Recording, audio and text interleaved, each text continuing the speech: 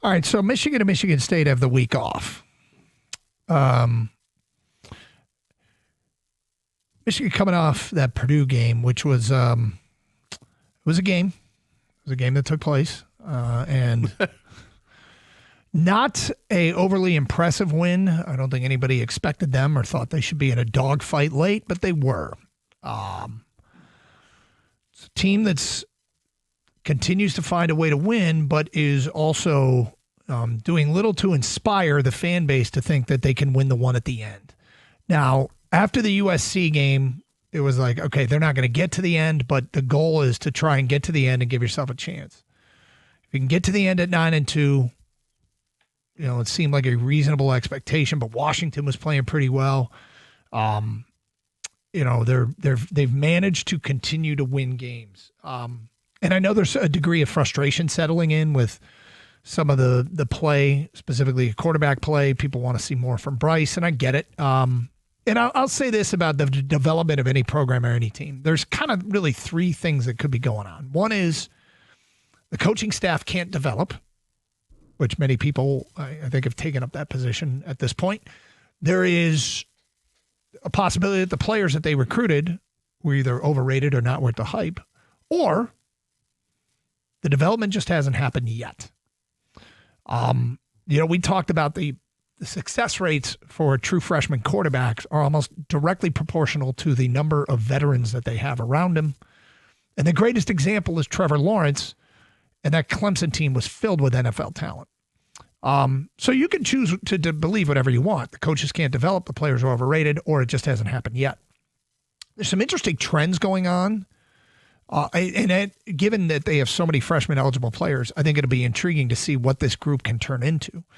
One of the interesting trends was last week, once Donovan McCulley got hurt, and it probably forced the hand a little bit, all of a sudden Jamar Browder got 18 snaps in that game. The wide receiver snaps, Marsh had 41, McCulley got hurt, then Goodwin 19, Browder 18, Kendrick Bell 16, Samaj Morgan 10.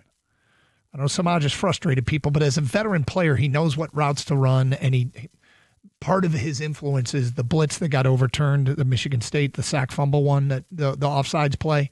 Samaj was the one that saw it coming, that was pointing it out. These are ways a player can contribute. But got it. Yep, want to catch the ball every single time it's thrown to you, and some people think the quarterback can take, as Jason Avant says, the difference between a fastball and a free throw.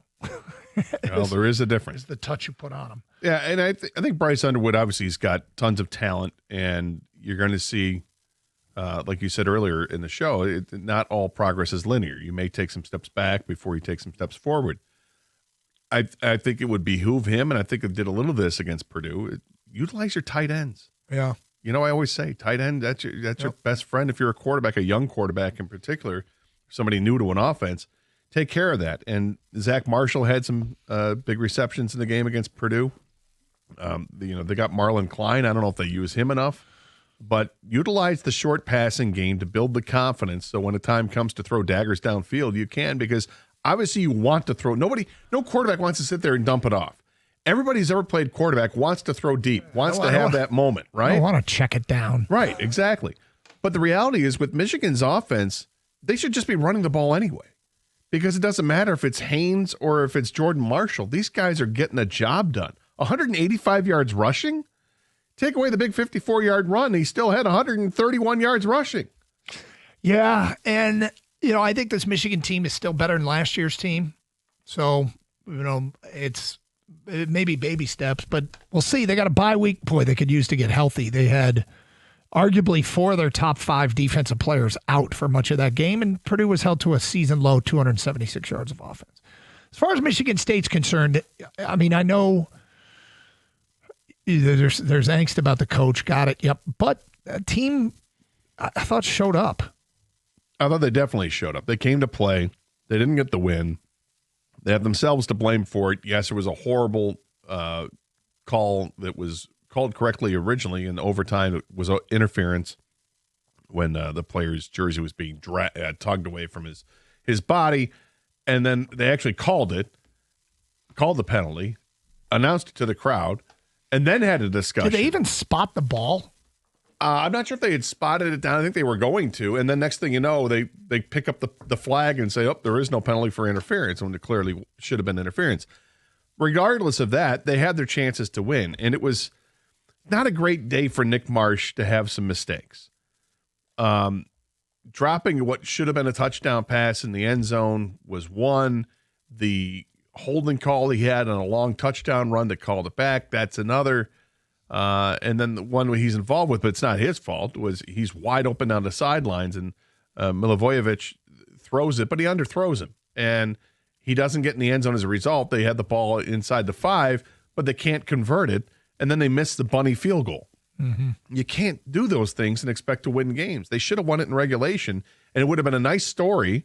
These guys feeling great about themselves to get a win after the heartbreaking loss to Michigan, get a win on the road, which would have been nice, and give credit for Jonathan Smith for having the balls to go out there and say, you know what, not Aiden Childs today, Alessio Milivojevic.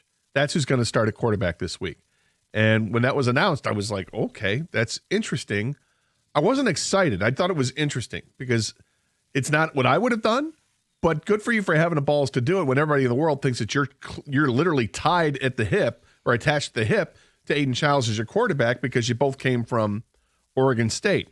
He made the move. Probably wasn't easy for him. No, it couldn't have been. And Milivojevic, he was good. He wasn't great, but he was good. He had 300 yards passing and only 20 completions. He made some mistakes and probably held on the ball a little bit too long at times, but it's his first start. I mean, it was encouraging. And that's all I can say about the game is that there were some encouraging moments. Unfortunately, they end up losing the game, and it's just another loss, and here they are 0-6 in the Big Ten with 3 games to go. Are they winnable games with the rest of the way? Look, Penn State is a beaten-up team, but Penn State can still run the ball. There's still some really good players. It's just the quarterback is not what it was, and that's going to change things up.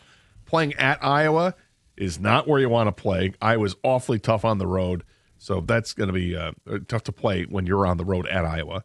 And then the last game of the year against Maryland at Ford Field, I don't know who's going to be there. I don't know, if players are going to opt out or not, if there will be any announcement beforehand. I can't imagine that they would announce that they're going to fire the coach between now and then. And I'm not sure I would at this point. I think there's pros and cons of doing it. So I'm not sold on it yet. I'm leaning in that direction, but I wouldn't do it right now. I think it's just punitive and stupid to do it now. Let the rest of the season play out and see what Michigan State has to offer, what these players are going to do. Are they going to show some heart and some determination and grit and play these games, or are they just going to fold? Okay, I want to say this as an overall statement about the state of college football here in 2025 in a world where I think some people want to move on from their college football coach. Sometimes in sports, when everybody zigs, I like to zag. And stability right now, if you have a stable situation, you have in your house in college football, this is a great time to have a stable situation.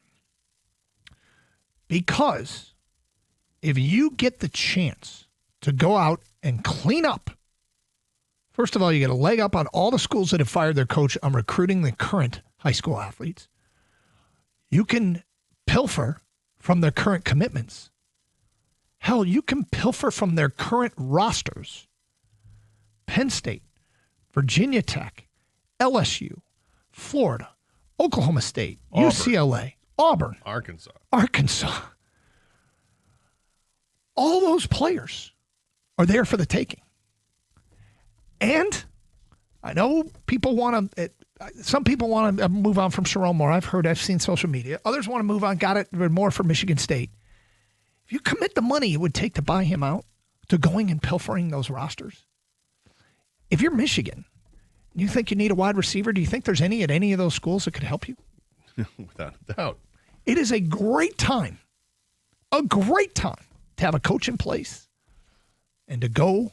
If you have money to buy out a coach or if you have money to spend on recruiting, you could really clean up this offseason. Well, that's the thing. If you're willing to spend $30 million to buy him out, if you're willing to spend that kind of money, like you say, would you rather spend that $30 million on players? and get the right players in the mix. If you have to get another assistant coach, perhaps you can do that as well. But understanding if you buy him out for $30 million at Michigan State, then you still have to hire another coach, and you're behind the eight ball because everybody else is rating your program now, and it's tough to be a Raider unless you have the can't miss hire ready to go in place. Yep. And I look at great like Zag moves, and I think what Indiana did with Cignetti, getting a guy that not only brought players from James Madison, but cleaned up on got a bunch of G2 guys. I mean, it's not like he got 40 guys from G2, but he got some quality G2 group of five players. I think of the Red Wings going to Europe before everybody else and they're cleaning up on Russians. I think this is a great year to have a stable program, to have your coach still in-house, and to try and go clean up on those rosters. Whatever it is you think your program needs, guess what? It's probably out there and seasoned elsewhere. So, anyway, nobody cares what I think. Let's talk some more college football next here on 97.1 The Ticket.